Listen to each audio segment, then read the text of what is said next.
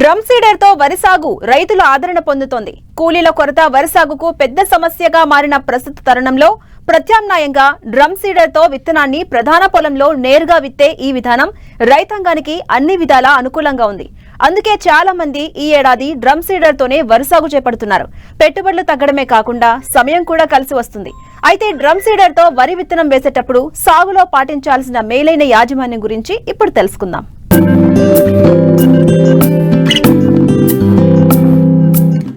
ఇటీవలి కాలంలో వరి సాగులో ఖర్చులు పెరగడం, కూలీల కొరత వలన దమ్ము చేసిన పొలంలో మొలకెత్తిన విత్తనాలు నేరుగా చల్లే పద్ధతిపై రైతులు ఆసక్తి చూపుతున్నారు. ఈ పద్ధతిలో ఎకరానికి 15 నుంచి 20 కిలోల విత్తనం ఆదా అవుతుంది. పంట కూడా 7 నుంచి 10 రోజుల ముందుగానే కోతకు వస్తుంది. నారు పెంపకం, నారు పీకడం, నాట్లు వేసే పని ఉండదు. కాబట్టి సాగు ఖర్చులు ఎకరానికి 5 నుంచి 6 వేల వరకు తగ్గుతుంది. మొక్కల సాంద్రత సరిపడా ఉండటం వలన దిగుబడి 10 నుంచి 15% వరకు పెరుగుతుంది. తక్కువ సమయంలో ఎక్కువ విస్తీర్ణంలో విత్తుకుని కూలీల కొరతను అధిగమించవచ్చు. ప్రతికూల వాతావరణ పరిస్థితుల్లో పంట కాలం కోల్పోకుండా నీరు అందుబాటులో ఉన్నప్పుడే వరి సాగు చేసుకునే అవకాశముంది. అందువలన తెలుగు రాష్ట్రాలలో కొన్ని ప్రాంతాల్లో డ్రమ్ సీడర్ విధానం బాగా ప్రాచుర్యం పొందింది. అయితే డ్రమ్ సీడర్ విధానంలో సాగు చేసినప్పుడు కొన్ని జాగ్రత్తలు పాటించాలని తెలియజేస్తున్నారు విశాఖ జిల్లా కొండెంపూడి కృషి విజ్ఞాన కేంద్రం కోఆర్డినేటర్ డాక్టర్ ఉమామహేశ్వర్. ఇప్పుడు మారుతున్న వాతావరణ పరిస్థితులు మరియు కూలీల కొరత మరియు కూలీల ఖర్చు పెరగడం వంటి సమస్యలు రోజు రోజుకి పెరుగుతున్నాయి. వరిలో ఎక్కువగా మనకి డబ్బులు ఖర్చేది నారుమడి పెంచి నాట్లు వేసుకునేటప్పుడు, అలాగే కోత కోసి నూర్చుకునేటప్పుడు ఎక్కువగా కూలీలు అవసరం ఉంటుంది. ఆ సమయంలోనే మనకి ఎక్కువగా ఖర్చు అవుతుంటుంది డబ్బులు.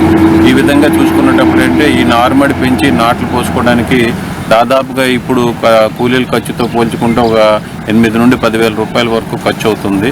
దీంతో పాటు ఏంటంటే ఇప్పుడు మనకి వాతావరణంలో కూడా అనేక రకాల మార్పులు రావడం వల్ల మనకి జూన్ జూలై మాసాల్లోనూ తొందరగా వర్షాలు పడడం, మధ్యలో చాలా గ్యాప్ రావడము, ఒక విధంగా నారుమడి పెంచుకున్న తర్వాత సకాలంలో నాట్లు వేసుకోవడానికి అనుకూలంగా లేని పరిస్థితులు మనకి ఇప్పుడు ఎక్కువగా కనిపిస్తున్నాయి.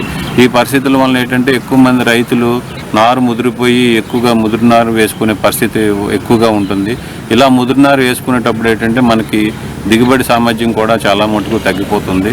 కాబట్టి ఈ రకమైన పరిస్థితులు ఉన్నప్పుడు మనం సకాలంలో అందరికీ కూలీలు అందుబాటులో ఉండని పరిస్థితులు ఉన్నప్పుడు మనము ఈ డ్రమ్ సీడర్ అనే ఒక విధానాన్ని ప్రవేశపెట్టారు.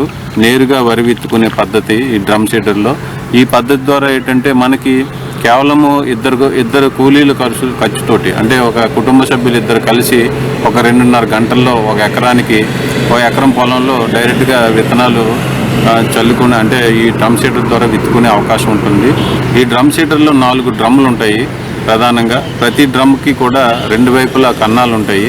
ఆ విధంగా ప్రతి డ్రమ్ము కూడా ఒక 2.5 కిలోల విత్తనం పట్టే సామర్థ్యం ఉంటుంది.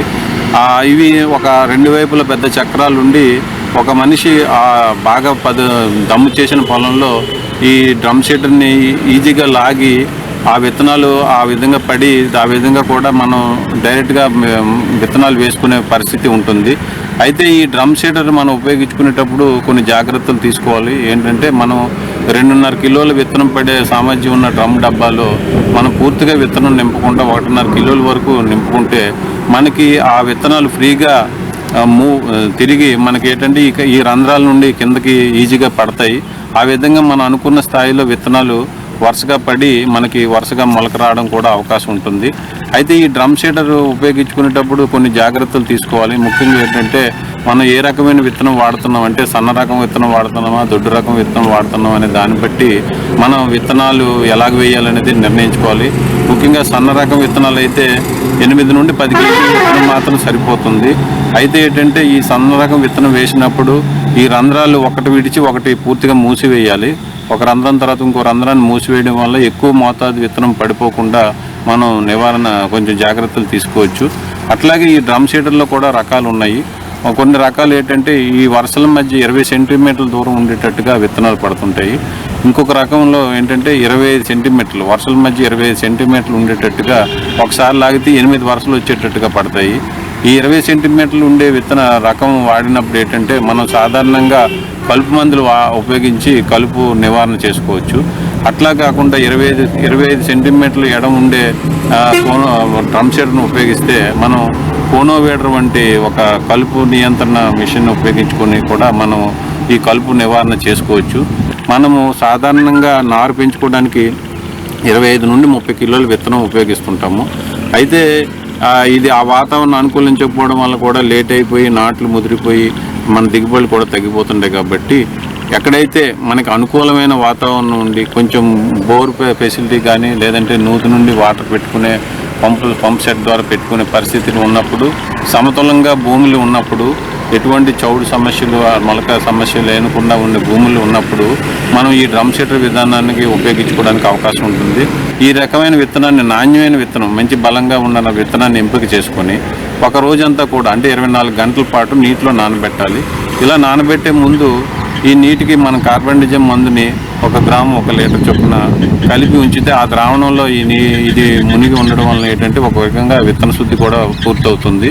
ఆ విధంగా మనం 24 గంటలు ఈ విత్తనాన్ని నానబెట్టిన తర్వాత ఆ విత్తనాన్ని తీసి ఒక పొడి గోనెలో పెట్టుకొని ఒక గడ్డివాములో పెట్టుకొని ఉంచడం వల్ల ఏంటంటే అది మండి కట్టి ఆ విధంగా ఆ విత్తనం చిన్న చిరుమొలక వస్తుంది. అంటే చిరుమొలక అంటే అసలు మొలక బయటకు రాదు, చిన్న ముక్కు పగిలి తెల్లగా అవుతుంది. ఆ దశలో మనం విత్తనాన్ని తీసుకొని ఈ డ్రమ్ సీడర్ పద్ధతిలో ఉపయోగించుకోవాలి. ఎక్కడ కూడా పూర్తిగా విత్తనం మొలక వచ్చి కాడల్లా తయారయ్యే విధంగా మనం ఉంచుకోకూడదు. ఈ డ్రమ్ సీడర్లో విత్తనాలు నింపి ఒక చివరి నుండి ఇంకో చివరి వరకు లాక్కుని పెట్టే విధంగా చేసుకుంటే కేవలము 2.5 గంటలు 1 ఎకరానికి పూర్తిగా కూడా ఈ డ్రమ్ సీడర్ ద్వారా విత్తే పరిస్థితి అవకాశం ఉంటుంది. మనకి ఎక్కడైతే దోమపోటు లాంటి పరిస్థితులు ఉంటాయి, ఎక్కడైతే మురుగునీరు సమస్య ఉండి కొంచెం దోమలు ఎక్కువ ఉండి దోమపోటు వచ్చే అవకాశం ఉన్న దగ్గర ఈ డ్రమ్ సీడర్లు లాగిన 16 వరుసల తర్వాత ఒక అడుగు దూరం విడిచిపెట్టి మళ్ళీ ఇంకొకసారి డ్రమ్ సీడర్ లాగితే మన కాలిబాటలు కూడా ఆ డ్రమ్ సీడర్ వేసినప్పుడే మనకి కాలిబాటలు కూడా వచ్చి తదుపరిగా వచ్చి దోమపోటు సమస్యలు కానీ ఎటువంటి మురుగు సమస్యలు కానీ వీటిని కూడా మనం నివారించుకోవడానికి అవకాశం ఉంటుంది. డ్రమ్ సీడర్ విధానంలో సాగు చేసేటప్పుడు సాధారణ పద్ధతిలో వరి నాటేటప్పుడు కంటే భూమినంతా బాగా చదును చేసుకోవాలి. ఎత్తుపల్లాలు లేకుండా సమాంతరంగా ఉండటం చాలా అవసరం. విత్తిన తరువాత వచ్చే కలుపును సమయానుకూలంగా సస్యరక్షణ చర్యలతో నివారించాలి. అంతేకాదు సాధారణ పద్ధతిలాగానే ఎరువుల యాజమాన్యం చేపడితే అధిక దిగుబడులు పొందేందుకు ఆస్కారం ఉంటుంది. సాధారణ పద్ధతిలాగే ఈ డ్రమ్ సీడర్ పద్ధతిలో కూడా ఎరువుల యాజమాన్యం చేసుకోవాలి. మన ఉత్తరాంధ్ర పరిస్థితుల్లో 32 కిలోల యూరియా అంటే నత్రజని, 24 కిలోల భాస్వరము, 20 కిలోల పొటాష్ వచ్చే విధంగా ఎరువుల యాజమాన్యం మనం చేసుకోవాలి. అలాగే ఈ విధంగా మనం డ్రమ్ సీడర్ పద్ధతిలో చేసుకున్నప్పుడైనా సాధారణ పద్ధతిలోనైనా భాస్వరం పూర్తిగా మనం దమ్ములోనే వేసేసుకోవాలి. అలాగే పొటాష్ని సగం మోతాదుని ఏంటంటే దమ్ములో వేసుకోవాలి. అలాగే మిగతా మోతాదుని యూరియా 3 దప్పాలుగా వేసుకోవడం మనకి శ్రేయస్కరంగా ఉంటుంది. ఒకటి 15 నుండి 20 రోజులప్పుడు, అలాగే 40-45 రోజులప్పుడు రెండవ దప్ప, మళ్ళీ 60-65 రోజులప్పుడు ఇంకొక దప్ప వేసుకోవాలి. ఈ మిగిలిన రెండో సగం పొటాషియం కూడా 3వ దప్ప నత్రజని వేసినప్పుడు వేసుకుంటే సమతులంగా ఈ ఎరువు అంతా కూడా ఉపయోగపడి మొక్కకి పట్టి మనకి మంచి దిగుబడులు కూడా సాధించుకోవడానికి అవకాశం ఉంటుంది. అట్లాగే ఈ డ్రమ్ సీడర్ పద్ధతిలో మనం చేసినప్పుడు సాధారణంగా ఏంటంటే తక్కువగా నీరు పెట్టి ఉంచాలి. పలుచగా నీరు బురద పొదను ఉండేటట్టుగా కొంచెం నీరు పెట్టుకొని ఉంచుకోవాలి. ఈ విధమైన పరిస్థితులు ఉన్నప్పుడు సాధారణంగా ఏంటంటే కలుపు సమస్య ఉంటుంది మనకి డ్రమ్ సీడర్లో. ఈ కలుపు సమస్యను నివారించుకోవడానికి ఏంటంటే మనము నాటిన 2-3 రోజులప్పుడే ఆక్సాడైజిల్ అనే మందు, టాప్ స్టార్ అని మనకి దొరుకుతుంది. ఈ మందుని మనం ఒక 30 గ్రాములు 35 గ్రాముల మందుని తీసుకొని ఒక 1/2 లీటర్ నీటిలో పూర్తిగా కలిపి బాగా కరిగినంత వరకు కలిపి దీన్ని ఒక 20 కేజీల పొడి ఇసుకలో కలిపి పల్చగా నీరు పెట్టిన పొలంలో మనం ఇది పొలం అంతా సమతులంగా ఉండేటట్టుగా చల్లుకుంటే మొదటి దశలో వచ్చే ఎటువంటి కలుపు సమస్య అయినా కూడా నివారించుకోవచ్చు. దీన్ని ఈ దశలో కూడా ఇంకా మిగిలిపోయిన ఏమైనా కలుపు ఉంటే నాటిన దశ తర్వాత ఒక 15-20 రోజుల్లో 2 నుండి 5 ఆకుల దశలో ఉన్నప్పుడు నామినీ గోల్డ్ అనే మందు ఒక 80 నుండి 120 మిల్లీలీటర్లు మందుని మనం ఉపయోగించుకొని కూడా తర్వాత దశలో కూడా ఎటువంటి కలుపు సమస్య ఉన్నా కూడా నివారించుకోవడానికి అవకాశం ఉంటుంది. అలాగే మనం కొంచెం ఎక్కువగా వరుసల మధ్య 25 సెంటీమీటర్లు ఉన్న దశలో ఉంటే అలాంటప్పుడు కోనోవేడర్ని కూడా ఉపయోగించుకొని మనం 2-3 సార్లు అంటే 30 రోజులు నాటిన 30 రోజుల లోపల ఒక 2-3 సార్లు మనం కోనోవేటర్ నడుపుకుంటే ఈ కోనోవేటర్ ఉన్న కలుపు అంతా కూడా భూమిలో కలిసిపోవడమే కాకుండా అక్కడ ఉన్న వరి తాలూకా మొక్కల వేరు వ్యవస్థ కూడా బలంగా తయారయ్యి బాగా చొచ్చుకొని వెళ్ళి మొక్క బాగా నిలబడడానికి అవకాశం ఉంటుంది, ఎటువంటి సమస్య లేకుండా. వేరు వ్యవస్థ గట్టిపడడం వల్ల ఏంటంటే గింజ మంచి ఎక్కువ పిలకలు రావడంతో పాటు గింజలు కూడా ఎక్కువ రావడానికి అవకాశం ఉంటుంది. ఇంకొక ఉపయోగం ఏంటంటే ఈ డ్రమ్ షీట్ వేసిన పొలం 7 నుండి 10 రోజుల ముందే మనకి వస్తుంది.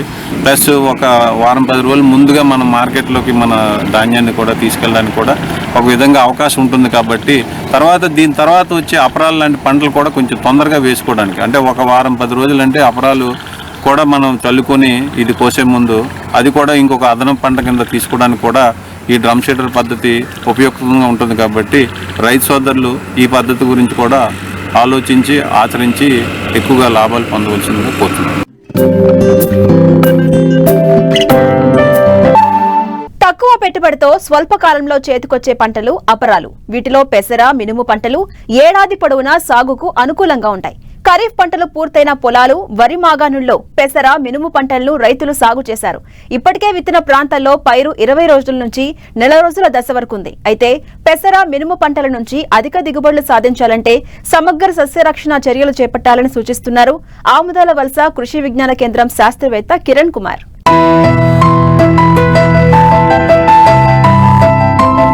పెసర, మినుము పంటలను వర్షాధారంగా నీటిపారుదల కింద 3 కాలాల్లోనూ రైతులు సాగు చేస్తుంటారు. అంతేకాదు ఏక పంటగాను, అంతర పంటగాను సాగు చేసుకునే వెసులుబాటు ఉంది. అందుకే చాలా మంది రైతులు రబీలో పెసర, మినుము పంటలను సాగు చేశారు. ప్రస్తుతం వివిధ ప్రాంతాలలో 30 రోజుల దశ వరకు పైర్లు ఉన్నాయి. అయితే అపరాలలో మొక్క దశ నుండి పూత, కాయ దశలో అధికంగా చీడపీడలు ఆశించి తీవ్రంగా నష్టపరుస్తూ ఉంటాయి. కాబట్టి రైతులు ఎప్పటికప్పుడు గమనిస్తూ సస్యరక్షణ చర్యలు చేపట్టినట్లయితే నాణ్యమైన అధిక దిగుబడులను తీయవచ్చని సమగ్ర సస్యరక్షణ చర్యలను తెలియజేస్తున్నారు శ్రీకాకుళం జిల్లా ఆముదాల వలస కృషి విజ్ఞాన కేంద్రం శాస్త్రవేత్త కిరణ్ కుమార్. ప్రస్తుతం మనకి ఈ నవంబర్ 15 నుంచి నవంబర్ 20 లోపు పెసర, మినుము పంటలు అనేవి రైతు సోదరులందరూ కూడా వెదజల్లడం జరిగింది. ఉరికాల మీద కానీ ఇలా దున్ని జల్లం కానీ కూడా జరిగిపోయింది. సో ఆ టైంలో వేసినటువంటి పెసర, మినుము అనేది ప్రస్తుతం ఒక నెల రోజుల పంట కాలం కలిగి ఉంది. కాబట్టి పెసర, మినుముకి ఎరువుల విషయానికి వచ్చినట్టయితే ఈ పెసర, మినుము రెండు కూడా లెగ్యూమినేసి జాతికి చెందినవి. కాబట్టి దీనికి నత్రజని తాలూకు వినియోగం అనేది చాలా తక్కువగా ఉంటుంది. ఎందుకనంటే ఈ పెసర, మినుము రెండు కూడా వాటి తాలూకు వేరుబొడుపుల సహాయంతో మనకి వాతావరణంలో ఉన్నటువంటి నత్రజనిని తీసుకొని నేలలో స్థిరీకరించి వాటిని ఉపయోగించుకోవడం జరుగుతుంది. అందువల్ల దీనికి నత్రజని తాలూకు వినియోగం అనేది చాలా తక్కువగానే ఉంటుంది. అందుకు గాను ఈ పెసరకు కానీ మినుముకు కానీ ఎకరాకు 8 కిలోల నత్రజని అలాగే 20 కిలోల భాస్వరాన్ని ఇచ్చే ఎరువులు మనం వేసుకున్నట్టయితే సరిపోతుంది. అందుకు గాను రైతు సోదరులు మనకి ఒక కట్ట డిఏపిని కనుక మనం వేసేటప్పుడు ఒక కట్ట డిఏపిని కనుక వేసుకున్నట్టయితే మనకి పైపాటుగా ఒక 5 నుంచి 10 కేజీల యూరియాని ఒక ఎకరాకు చల్లుకున్నా కూడా బూస్టర్ డోస్ కింద సరిపోతుంది. అలాగే దీంట్లో సస్యరక్షణ విషయానికి వచ్చినట్టయితే ప్రధానంగా మనకి చిత్త పురుగులు, అలాగే ఈ తామర పురుగులు, తెల్లదోమ, పచ్చదోమ, అలాగే పేనుబంక, అలాగే ఎక్కువగా మారుకా మచ్చల పురుగు పంటను ఆశించి నష్టపోస్తూ ఉంటుంది. ఈ రసం పీల్చే పురుగులన్నీ కూడా ఆకుల తాలూకు అడుగు భాగాన, అంటే మొక్క తాలూకు ఆకుల అడుగు భాగాన చేరి ఈ మొక్క నుంచి రసాన్ని పీల్చేయడం జరుగుతుంది. అలా రసాన్ని పీల్చేయడం వలన ఈ పచ్చగా ఉండే మొక్క కాస్త కూడా పాలిపోయి పసుపుగా మారిపోయి క్రమేణా మొక్క అనేది ఎండిపోవడం కూడా జరుగుతుంది. అలాగే ఈ పేనుబంక విషయానికి వచ్చినట్టయితే ఈ పేనుబంక అనేది ప్రధానంగా కూడా ఏవైతే ఈ మొక్క తాలూకా లేత భాగాలు ఉంటాయో, అంటే కొత్త ఆకుల కింద చేరి అక్కడ దాని నుంచి రసాన్ని పీల్చడం వలన ఏమవుతుందంటే క్రమేణా ఆ మొక్క ఆకు పరిమాణం కూడా తగ్గిపోయి మొక్కలనే ముడతలు కూడా రావడం జరిగిపోతుంది. ఈ రసం పీల్చే పురుగులు మొక్కని పరోక్షంగా ఈ వైరస్ తాలూకా వ్యాధుల్ని వ్యాప్తి చెందడం కూడా మనకి ఇది ఉపయోగపడుతూ ఉంటుంది. ఈ పురుగులన్నీ కూడా దాంట్లో ప్రధానమైనవి ఈ తామర పురుగుల వల్ల తలమాడు తెగులు అనేది మనకి సంక్రమిస్తూ ఉంటే ఈ తెల్లదోమ వల్ల మనకి పల్లాకు తెగులు అనేది ఒక మొక్క నుంచి ఒక మొక్క వ్యాప్తి చెందుతూ ఉంటుంది. అలాగే ఈ పేనుబంక వల్ల మనకి ప్రధానంగా ఈ కొత్తగా ఈ సీతాఫలం తెగులు అంటాం, అంటే మొక్కలు అనేవి ఆకులు అనేవి చాలా పెద్దగా అయిపోయి దాని మీద బొబ్బరు లాగా వస్తూ ఉంటుంది. దాన్ని బొబ్బర తెగులు అని కూడా అంటూ ఉంటారు. అందుకే దాన్ని సీతాఫలం తెగులు. ఈ సీతాఫలం తెగులు అనేది పేనుబంక అనేది ఒక మొక్క నుంచి ఒక మొక్కకి వ్యాప్తి చెందిస్తూ ఉంటుంది. సో ఈ అన్ని రకాల రసం పీల్చే పురుగుల్ని కూడా మనం నివారించాలంటే ముందుగానే విత్తన శుద్ధి చేసి మనం విత్తనం విత్తుకోవచ్చు. అలాగే రెండోది పైపాటుగా మొక్కల మీద మనం డైమెథయేట్ అనే మందుని 2 మిల్లీలీటర్లు 1 లీటర్ నీటి కలిపి పిచికారీ చేయడం, లేదా ఇమిడాక్లోపిడ్ అనే మందుని 0.4 మిల్లీలీటర్లు 1 లీటర్ నీటి కలిపి పిచికారీ చేయడం, లేదా థయామిథాక్సోమ్ అనే మందుని 0.2 గ్రాములు 1 లీటర్ నీటి కలిపి పిచికారీ చేసి కూడా ఈ రసం పీల్చే పురుగులన్నింటినీ కూడా మనం సమర్థవంతంగా అరికట్టవచ్చు. అలాగే ఇంకొక ప్రధానమైనటువంటి పురుగు అనేది ఈ మారుకా మచ్చల పురుగు. ఈ మారుకా మచ్చల పురుగు అనేది మనం మొక్క పుష్పించే దశలోను అలాగే కాయ ఏర్పడే దశలో మనకి మొక్కను ఆశించి ఎక్కువగా నష్టపరుస్తూ ఉంటుంది. దీన్ని నష్టపరిచే విధానం చూసుకున్నట్టయితే లేత ఆకుల్ని గూడుగా చేసి ఆ గూడు లోపల ఈ పురుగు అనేది నివాసం ఏర్పరచుకొని పత్రహరితాన్ని అంతటిని గోకి తినేస్తూ క్రమేణా ఆకుల్ని కూడా తినడం జరుగుతుంది. అలాగే దీని తాలూకు ఉధృతి పెరిగి పూత దశలో కూడా దీనికి మనకు మొక్కకి ఆశించినట్టయితే ఈ పూతని అలాగే కాయల్ని కూడా గూడుగా చేసి కాయలో ఉన్న గింజల్ని కూడా మనం తినడం జరుగుతుంది. దీనివల్ల మనకు అధికంగా నష్టం కూడా వాటిల్లో అవకాశం ఉంటుంది. కాబట్టి ఈ మారుకా మచ్చల పురుగుని అంటే ఆకు గూళ్ళు కట్టడం మనం ఎక్కడైనా గమనించినట్టయితే పొలంలో మనం ఇమీడియట్గా ఈ ఇమామెక్టిన్ బెంజోయేట్ అనే మందుని 0.4 గ్రాములు 1 లీటర్ నీటి కలిపి పిచికారీ చేయడం, అలాగే స్పైనోసైడ్ అనేది 60 గ్రాములు 1 ఎకరాకు మనం 200 లీటర్ నీటిలో కలిపి పిచికారీ చేసినట్టయితే దాన్ని కూడా మనం సమర్థవంతంగా అరికట్టగలుగుతాం. మనకి ఇంకా తెగుళ్ళ విషయానికి వచ్చినట్టయితే ఎక్కువగా ఈ పెసర్లో మినువులను కూడా ఈ సీజన్లో ఎక్కువగా ఆశించి నష్టపరిచే తెగులు అనేది బూడిద తెగులు ఉంటుంది. ఈ బూడిద తెగులు విషయానికి వచ్చినట్టయితే రాత్రిపూట ఉష్ణోగ్రతలు అనేవి పడిపోవడం, అలాగే పొద్దున పూట మంచు అనేది పట్టడం జరుగుతున్నప్పుడు ఈ బూడిద తెగులు ఎక్కువగా ఆశించి పంట నష్టపరుస్తూ ఉంటుంది. అందుకు గాను ఈ మొక్క తాలూకా ఆకుల మీద అలాగే మొక్క కింద ఆకుల కింద భాగంలో కూడా ఈ తెల్లగా పౌడర్ లాగా మనకి చేరిపోయి ఈ శిలీంధ్రం అనేది ఆశిస్తూ ఉంటుంది.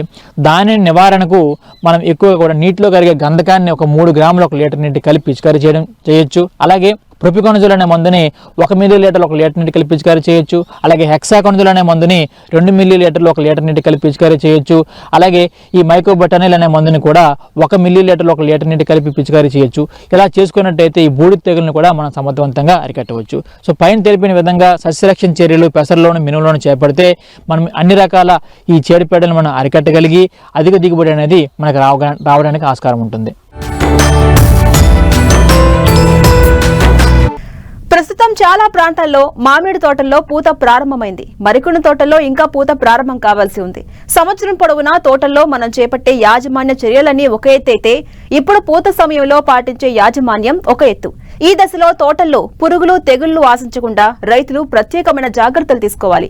ముఖ్యంగా చాలా ప్రాంతాల్లో పూత ప్రారంభమయ్యే ఈ సమయంలో ఆకు జల్లెడగూడు పురుగు ఆశించింది. దీని నివారణకు సమగ్ర సస్యరక్షణ చర్యల గురించి తెలియజేస్తున్నారు శాస్త్రవేత్త వెంకటరెడ్డి.